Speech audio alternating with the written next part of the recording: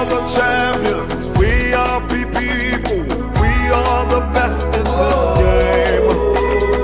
We fly like eagles, the pride of the people, together we'll achieve our aim. We will stand tall, the best of them all, together we've done this before. In the Assembly, I'm a member of the Budget and Appropriation Committee, and also I'm the Organizing Secretary for the Women Caucus of Nairobi City County. Oh, my journey has not been a very smooth journey. In the Assembly, I tried to push first to get in the Budget Committee, because that is where we'll have the women issues articulated very well. We only have 4 women who are elected in Nairobi County. It has not been very easy because, you know, I'm just specially elected. I don't have a ward which I represent. And, you know, for those people who are elected, they normally call us wordless.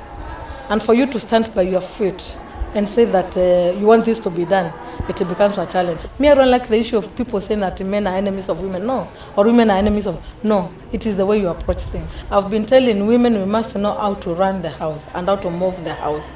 Now, moving the house is one, to be very vocal, know what you are doing there, know what you have to speak, and know who to address on certain issue and who not to address in certain issue.